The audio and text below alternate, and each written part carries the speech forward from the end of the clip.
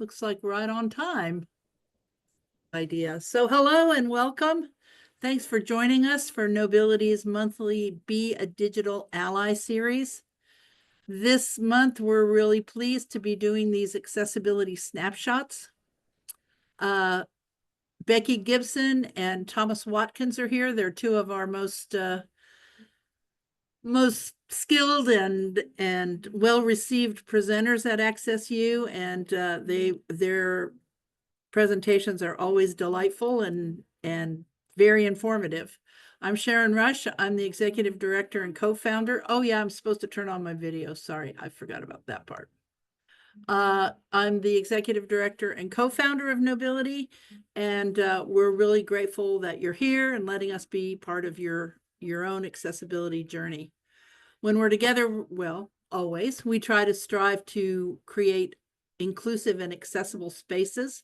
We're pretty proud of how that works out in person at AccessU as well as always online. We try to be kind, polite, and respectful and ensure accessibility. So I know that there were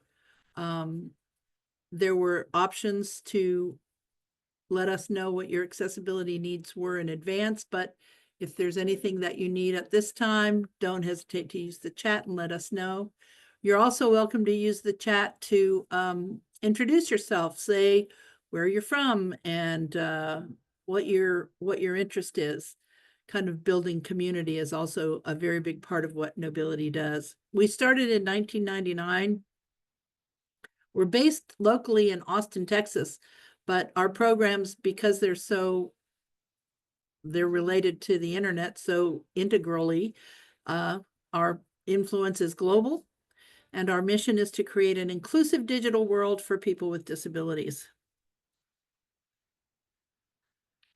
We pursue that mission through a bunch of different services and programs. We do accessibility testing and auditing.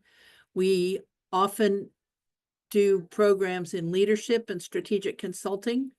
Training, of course, AccessU is just one part of the training. We also do customized training. AccessWorks is our usability program. So we do usability studies and have a database of about 1,000 people with disabilities of all kinds that we can recruit for your usability studies. And then we have a just-in-time accessibility help desk where you can just knock on the door to us at Slack and say, hey, I need some help with this. So we also have a number of community programs. Our Accessibility Internet Rally, or AIR, is an annual contest. AccessU coming up, training conference, AccessWorks that I just talked about. We have K-12 digital accessibility services for schools and school districts, and of course, this program that you're part of tonight. So we're glad you're here. We hope you'll come again to our monthly series. We try to keep it very basic skills and principles that introduce accessibility and help people make digital content more accessible to people with disabilities. We welcome content creators of any skill level, and especially those who are new to the field. So ask questions in the Q&A tab, please. You can ask in person if you're here. Just raise your hand through the Zoom link or type in the chat. And that's all of our public announcements. And now I have the pleasure to introduce our two esteemed colleagues and presenters. Becky Gibson is well known for her work early on ARIA. She helped write the specs.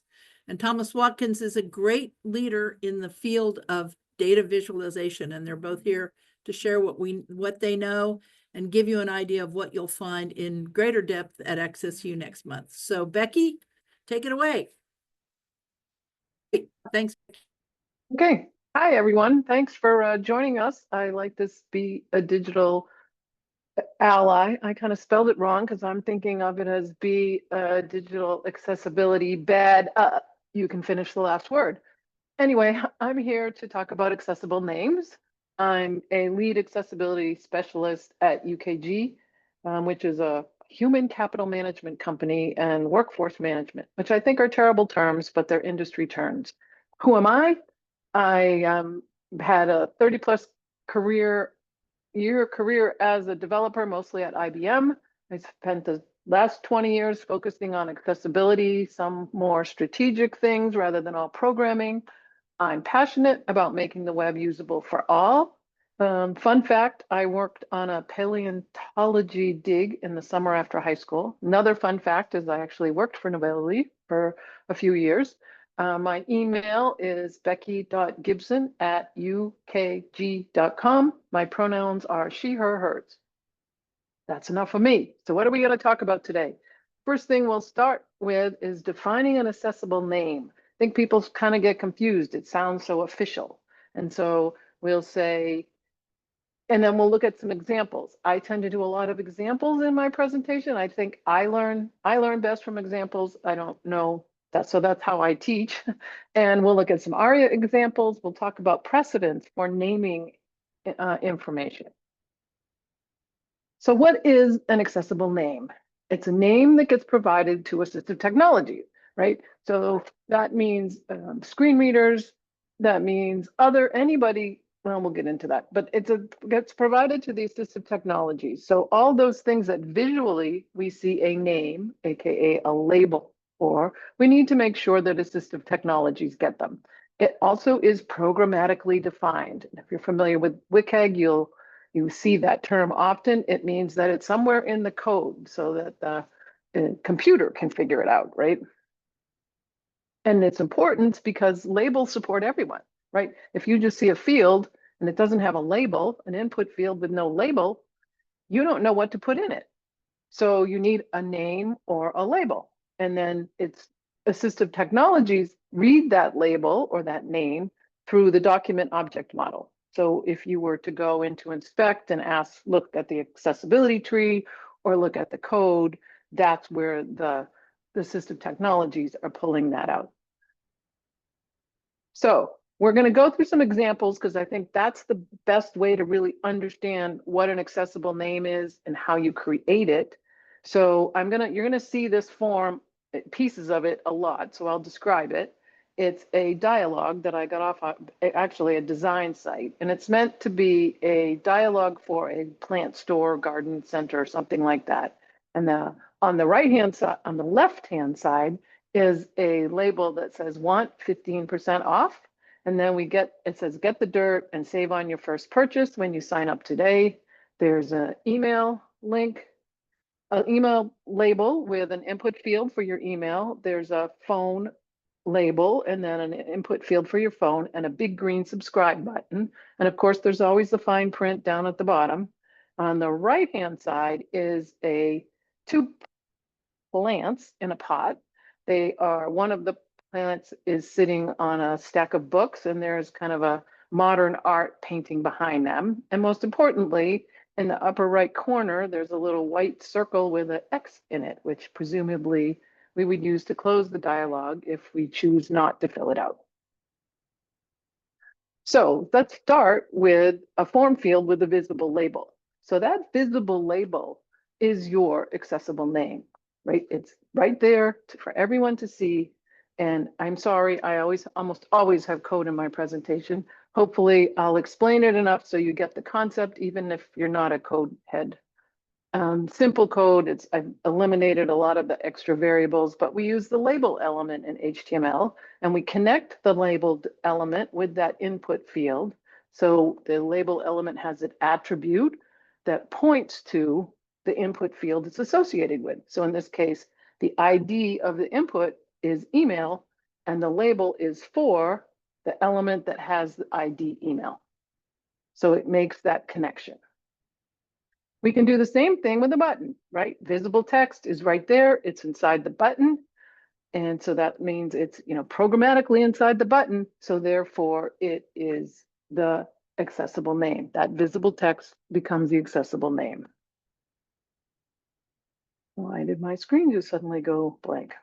Well, as long as you can see things, we're good. And okay, button with alt text. So if the alt text for an image is its accessible name, and in this case, because the image is inside the button, so we have a button with an image with a source and an alt attribute, the close becomes the accessible name for the button. That's the close button in the upper right-hand corner. Again, we could do this with SVG as well. There's always just ways to add accessible names, multiple ways. Here's just as, again, that close button in the upper right with the X. We have an SVG inside the button, and inside the SVG element, there's a title element with the word close. So you can always provide an alternative text if you're creating your icons with SVG or with images, or here, if we're looking at just an image, and this is my gratuitous image of my cat Cersei, the accessible name is the alternative text, because if we don't say what this is, a person using a screen reader, or most commonly a screen reader, is going to encounter this, and they're not going to know what it is unless we give it the image and name. So I just say we have Cersei getting charged for the weekend, it's above the little image, and then the alternative text is an image. It's an image element with a source attribute, and the alt text is gray tabby cat sleeping in a heated bed that is plugged into an electrical socket. So that's a bit long for alt text, but in order to get that connection to the comment I put about getting charged for the weekend, you need a little bit more description of what's happening, and that's why I included the electrical plug in the image. The link text, that's another place. Again, it's visible text. It's part of the component. So here we have an image from the BBC of a beautiful orange bird with a black face and beak and a red eye. And it's sitting in kind of a woven nest with a very green background. And below it, it says, inside the world of Weaver Bird's stunning nest creation. And then watch as weaver birds build intricate nests along the Blue Nile to attract a mate. And then there's a see more, also a link. So there's a link here. We just have an anchor element with an eighth ref that says, you know, whatever. And then the visible text of that anchor element or link element is inside the world of the weaver bird's stunning nest creation. Everybody gets the information they need. Perfect. We'll talk about see more in a minute. Okay, those are my HTML examples. I'm doing, I think, okay on time. I don't know if we have any questions before I dive into ARIA. I did put a question in the QA, Becky, just to clarify about the fact that on that close pop-up, the image was an X. Is there Right. any need to mention the fact that the close function is an X?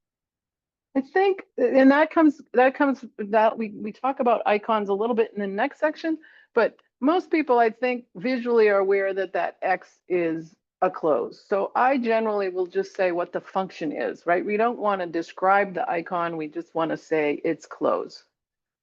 And because that close, X for close is fairly universal, I don't worry so much about having it be a just the word close and what the action is.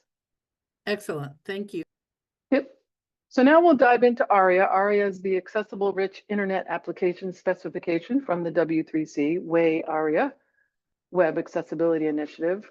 So again, I'm going to remind you, the first rule of ARIA is not to use ARIA, right? We like to use HTML as much as we can, but with everybody wants their own look and feel. Like they want to select, and they want to select with a search. So it's a combo box, and they want their buttons to, well, you can always style a button, but you know, with all the toolkits we have in Angular and React, it's not always easy to use plain old HTML. So sometimes you need to use ARIA in order to get full accessibility.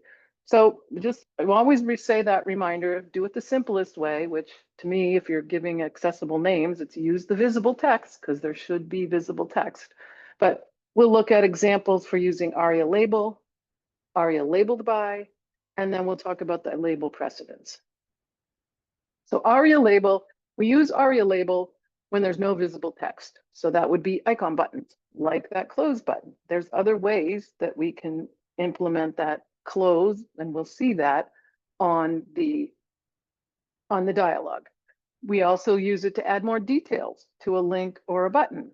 And we'll come back to that see more link that we saw in the BBC article.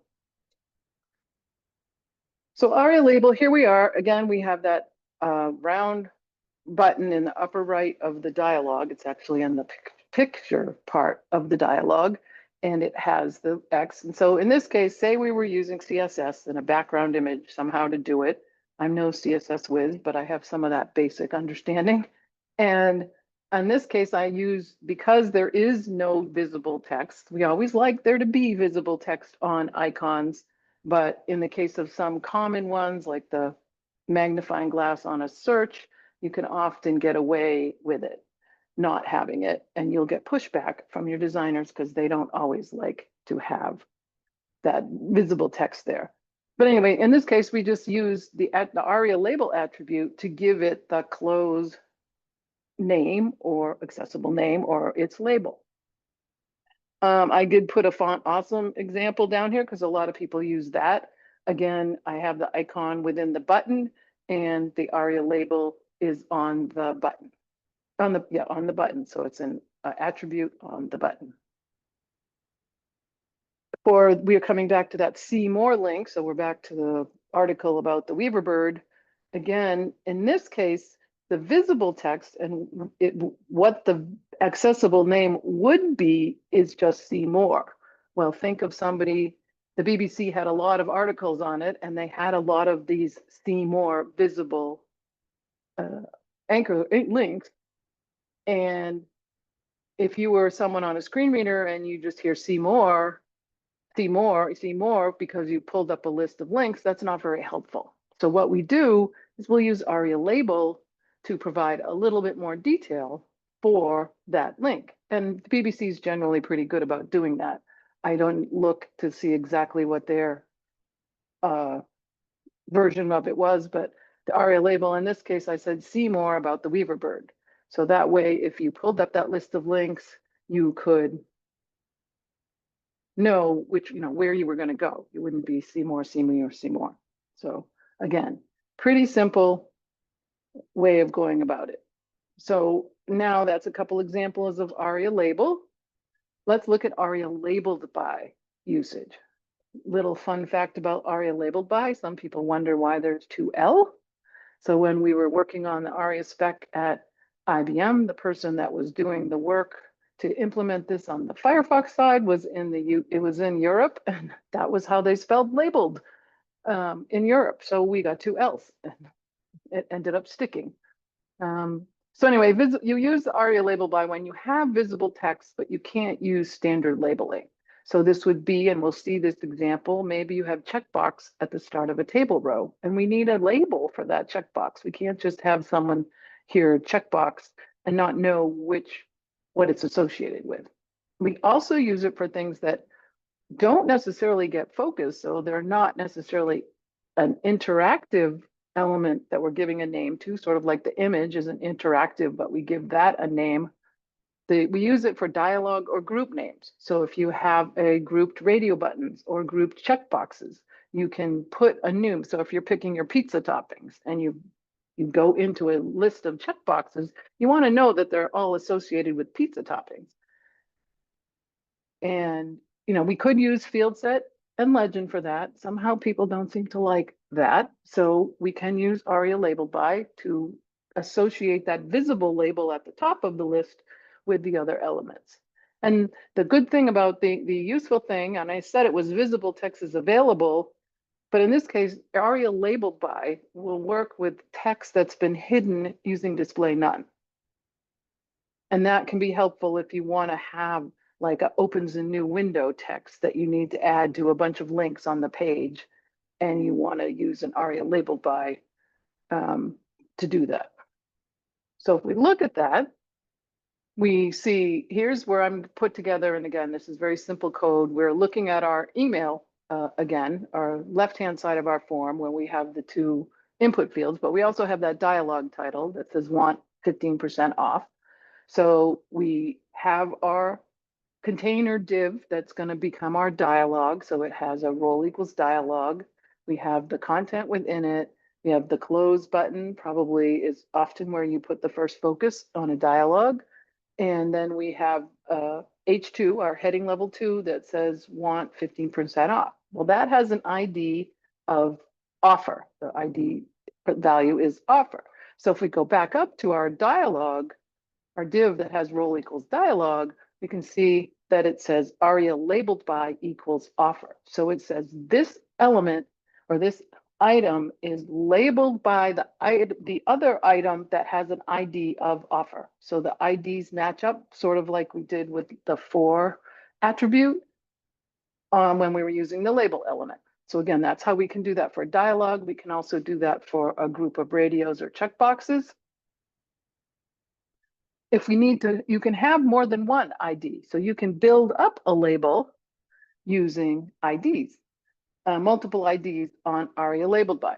So in this case, the example is a 3-column table. It has a column of checkboxes on the left, and then a column for first name and a column for last name. So if I look at the code, I need to make sure those checkboxes are labeled, right? I need to know that I'm checking the box for John Doe and not for Andy Lewis or Edward Howard or any of the other names.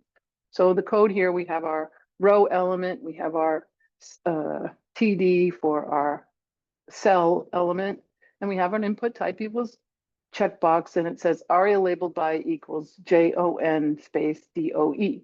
Well, those are the two IDs. The ID JON is for the first name John that's in that first name field. So if we look at the cell, the TD for the first name, its ID is JON.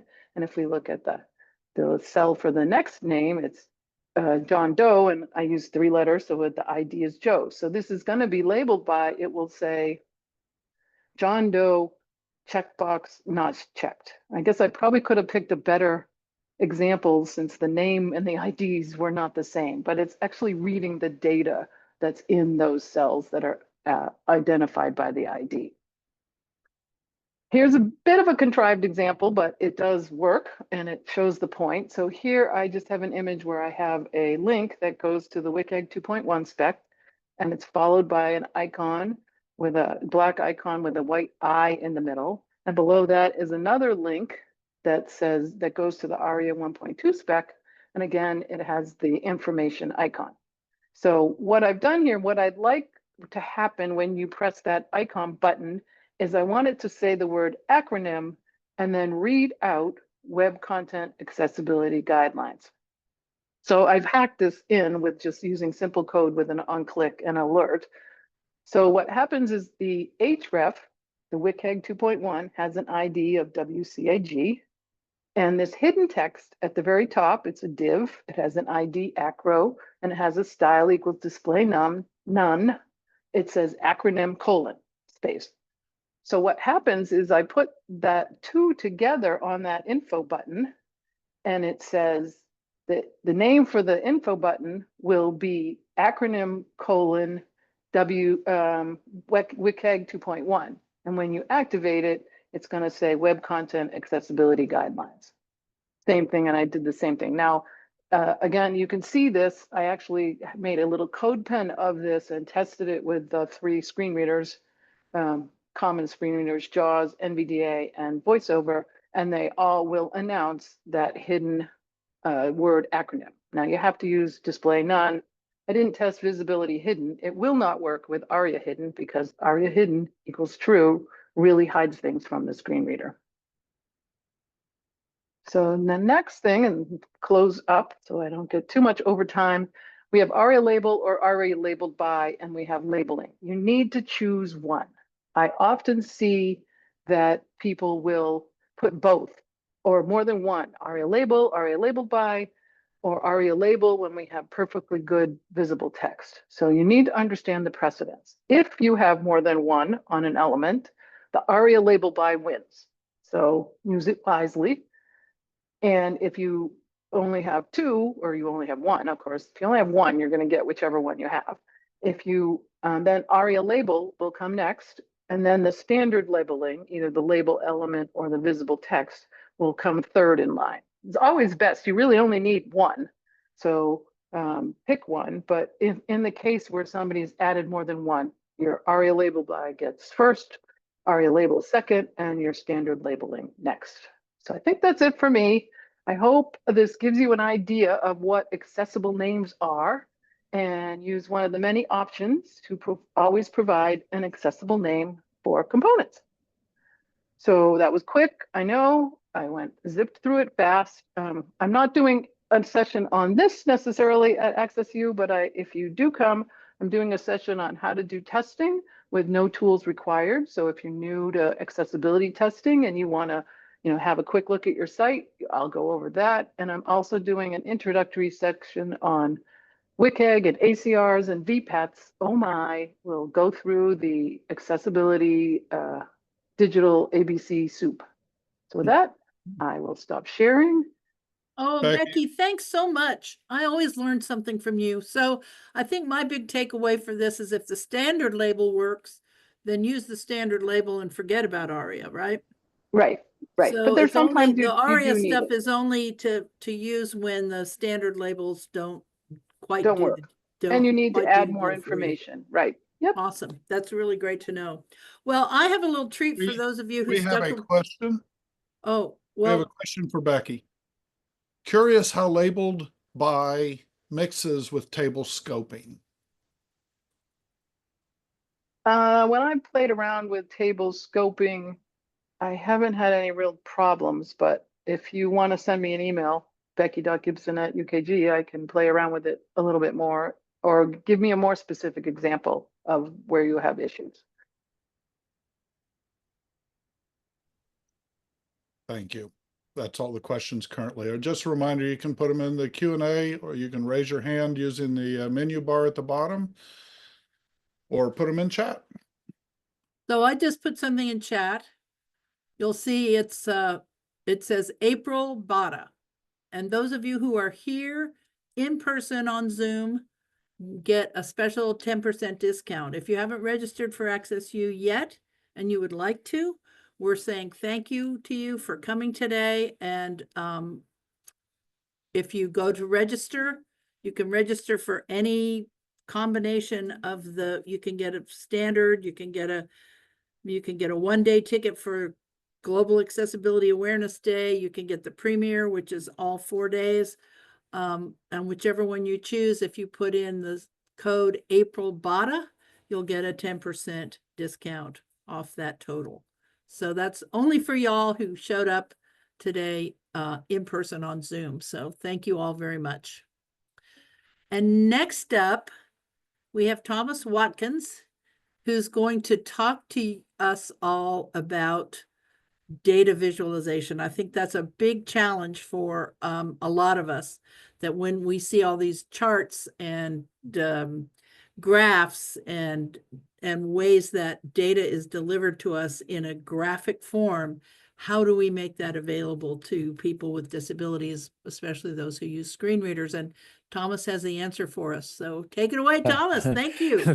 Thank you so much, Sharron, for the nice introduction there. Thank you, Becky, for the informative presentation you just gave. And thank you, everyone, for being here. I love AccessU. I always learn stuff when I am involved with Knowbility stuff. So my name is Thomas Watkins. I am a UX practitioner and a design psychologist, as I think we all are here to some degree. One of my core passions, specific passions, is data visualization. I come kind of from the school of Edward Tufte, Stephen Few, that mindset where we want to take data and format it in a way that it caters to our sensory perceptual and cognitive systems. And this is something I teach about at all the UXPAs every year for the past 10 years. UXPA International workshop on this. And then for this class, I focus on the accessibility layer to this. So some of the things we'll go through here, these are just some of the slides from here, but some of the questions we'll have answered if you make it to the actual presentation next month is, who is the blind professor who is trailblazing new ways of experiencing data? And how did she get the idea to do this? And how do you visualize data for everyone, even blind people? If you are not visualizing data, what are the other modalities that you can use to achieve the same thing? How do you cut through the extraneous factors involved with data visualization to solve the actual problem that data visualization is actually trying to solve? What are the cutting edge, futuristic kind of options and forward looking things that we can think about, work on, and look forward to, especially those of us who have labs and test new methods and ideas?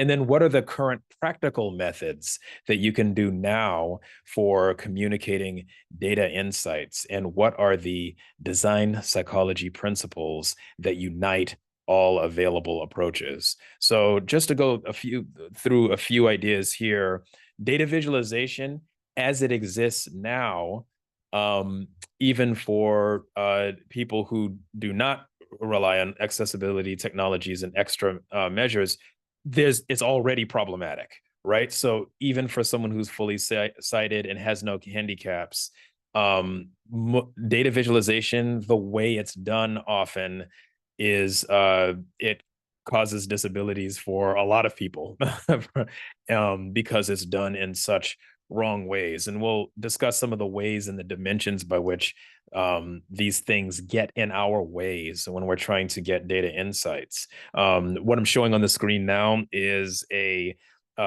data visualization, a dashboard that has all kinds of sort of extra over the top fancy stuff, but does not succeed in communicating well.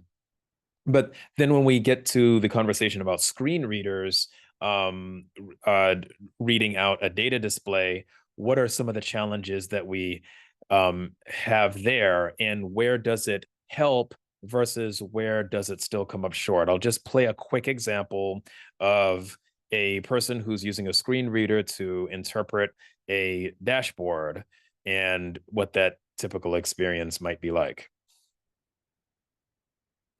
And so tabbing at this point moves between the different components of the visual. Graphic, plot area section. And then I can decide, once I pick which component I want to explore further, I can just hit enter. Product Amarilla. Sales 17,747,116.06, 14.95%. And now I can tab between each of the individual data points to hear the data behind each slice of the donut. Product Carretera. Sales 13,815,307.89, 11.64%. When a sighted person is interpreting a graph versus if somebody is listening to that screen reader, do they get similar insights from both of those types of experiences? How can that gap be closed? What are some things that we think we can do about that? Here are some methods that are out there and have been tried out. I'll click on two examples here of data sonification, which is the turning of data into sound. The first example I'll click here, which is an example from high charts, functionality by high charts to sonify data. This is an example of just taking sort of this simple wave for those who aren't seeing this. You've got sort of a wave, like a sine wave, that starts off small on the left-hand side and then grows to be larger on the right-hand side. And if we listen to this, then it sounds like.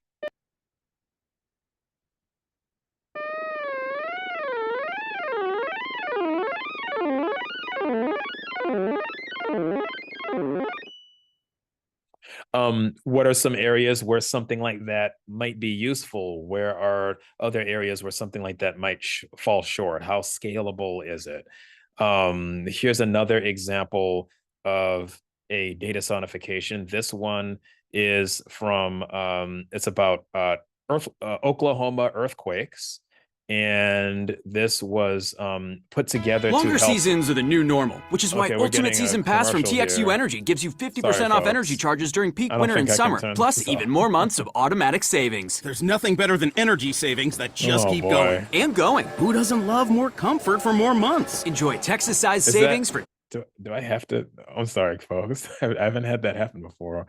in this presentation. Let's see if it does it again because I started over. Okay, this is personification of earthquake tremors in Oklahoma.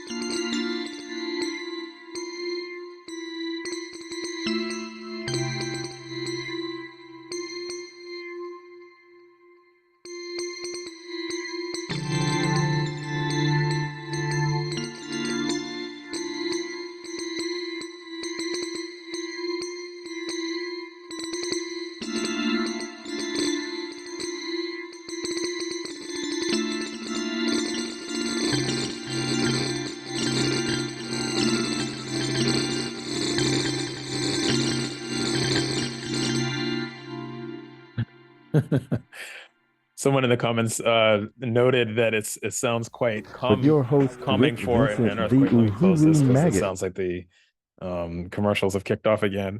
So those are some things to think about. What kind of situations might that be appropriate for and not appropriate for?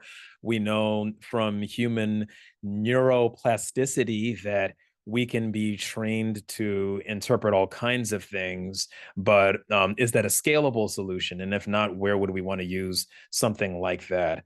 And then we have tactile graphics, also known as lithophanes. This is basically using something that was an ancient art where you're taking a thin sheet of something and you scrape away layers of a solid surface to where you hold it up to the sun and it's essentially an image. And this is a situation where you can experience the image if you're sighted, or if you're using tactile means and touching it, the surface of it, you can also get information from it.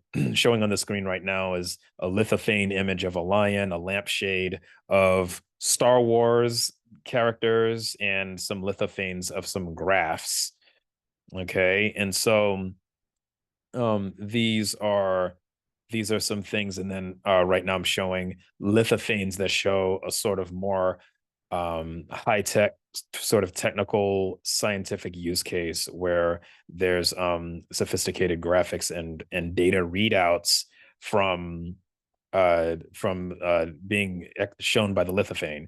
So in my talk, I'm going to go through a bunch of subtopics where they are subtopics of data visualization and accessibility, and pulling those things together into a framework that allows us to think about what would be successful long-term solutions when we're thinking about communicating data insights to people.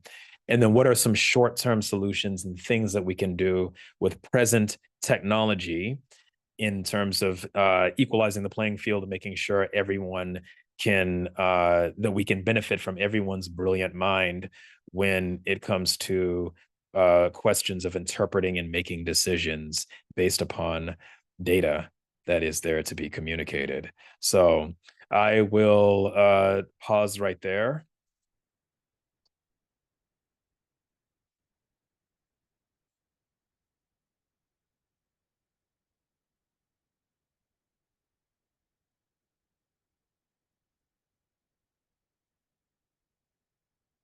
That is the end of my teaser presentation.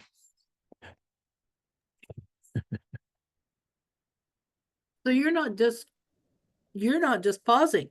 You're done. Yeah, I guess so. I guess it'd be stopping. I could keep going, but I'll save some for the presentation. Yeah, okay. For AccessU. So I guess then we would ask if there are any questions from our attendees of anything that you've heard so far. Any questions, conversation? I have lots of reflections. questions, but I want to see his AccessU presentation. Yeah, Oh, those you wanna very see- cool. those yeah. modifications those were pretty amazing. Yeah, I know. Yeah. Lots of good reactions for those. One of the questions was about the music aspect of your sonic explanation. It was about hearing the cyclical nature of the earthquakes, and whether or not is it the higher that a higher, I guess, frequency as it goes with more vibration. I think that touches on a very key point. To me, that touches on the point of standardization, because I think that I think what you're saying is a pretty good guess. And, but the truth is any team can come up with different ways of how they think data should be sonified. So when you think about very multidimensional, multivariate data, that there's a lot of ways that you could imagine doing it. What way do you pick? And how long would you have to train someone before you can get to the point where they can just reliably get good data from it? And might this be suitable for certain situations, certain professions? You could imagine that need to be able to interpret lots of multidimensional data. So the short answer to your question is I'm not sure how they coded that, like the high, high frequency, high note kind of thing. And then when you have the rumbling coming in, but I think to me, that points to the important question of how, moving forward on that, do we standardize it and how do we pick the best variables to for a data sonification? There's a few comments about that in here as well. One was asking about the standardization, so you touched on that. And then and the aspects that you just spoke to. Next part is, do you have any advice for students on making their data visualizations accessible, as well as things to look out for in making the course itself accessible? Yes. So I'll be going through some exhaustive thinking in the presentation, but folks who need stuff now, I don't want to leave you hanging. I would point to some big chunk of advice that overlaps very heavily with what Becky Gibson has shared with us today, which is that labels always help. And that can just go a long way toward increasing accessibility. And then that's something that we can all do now. And Nina comments that they work for a nonprofit and currently use data visualizations, for example, in their annual report, and is interested in incorporating more accessible solutions, but also need to stay mindful of budget and time constraints. Yeah, ditto. Big issue. I think that following data visualization practices that are responsible to begin with, it just gets you to that first level of the bar. I'll throw a book name out there. Creating more effective graphs. This is not an accessibility book. It's just a book on responsible data visualization by Naomi Robbins. Is a good summary of a lot of the good responsible stuff that's been found and written about in the field. Yeah, so I think that is a big start. Right. And I'll remind people you may raise your hand too via the menu bar and ask your question live if you'd like. George notes there's an entire field of audio astronomy, which not surprisingly has a lot of blind scientists involved who are audioifying astronomical data to make new discoveries. Yeah, and that's kind of also what I was thinking about when I was thinking about like the high multidimensional data is that might be a space where something like that might be more appropriate. And yeah, if you have a lot of blind scientists who, because if your eyes are not functioning, you often have more cortical area dedicated to audio processing. This will happen in a sighted person if you stay blindfolded even long enough, as cortical areas in the occipital lobe will start being leveraged for audio interpretation. So yes, I think that's an excellent example. And in a similar note, Daniel notes that he thinks a frame of reference would almost have to be established for each new sonification instance. Totally agree. Oh, all right. So Danielle has, we're going to unmute Danielle. Hi there. Yes, my name is Daniel Bernardo. I'm over at the University of North Texas. I've gone to AccessU a few times, but one of my big focuses is actually, this would probably be a question for Becky. I'm drafting an email now for it, but I work a lot in music accessibility, and there are certain images and shorthand that are used in music beyond music notes. And I'd like to know if you're familiar with anything using that kind of HTML code and ARIA labeling for such figures and symbols. I linked it up there a ways ago and it kind of got lost, but I have a good example of what it would look like here. A 565 chord linked here in this image I just threw into the chat. We are already working on Braille and screen readers for sheet music, but Roman numeral analysis can be written into a web page where it would say like Roman numeral 5 with a 6 and a 5 over it. But it doesn't read well to screen readers as far as we've tried so far. Have you had an experience with anything that is geared toward music in that regard? I have not. I'm not very musically inclined myself, unfortunately. I wish I was. So I don't have a lot of experience with music, but I do know a Mianina Saika, who's the head of the Web Accessibility Initiative or co-chair of the Application Programming Architecture, Accessible Platform Architectures working group. There is a wonderful pianist and she is blind. So my thought was I was going to reach out to her to see if she had any advice on how she gets that information. Oftentimes, just like we have MathML, there are offshoots for different industries. So there may be something, some kind of annotations to HTML for music, but again, it's not a field that I'm aware of. So I'm willing to go, dig a little and ask Anina. But that's all I can offer today. Oh, no worries. It's a tricky field. I'll send you an email with that info, and if you can get me her contact, that'd be wonderful. Thank you so much. Yep, sure. Sean notes, my team at Austin Community College have a ChatGPT Teams license and are having success using AI to help describe complex visuals.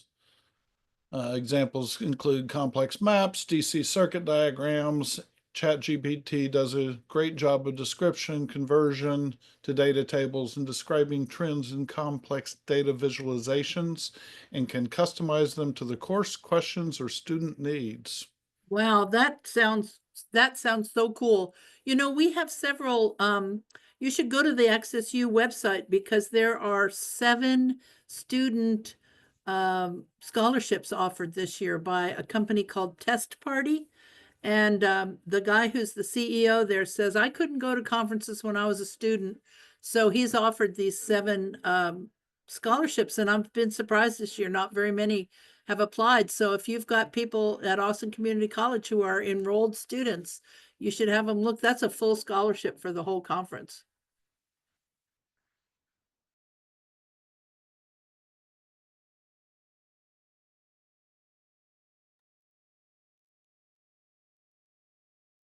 Do we have any more questions?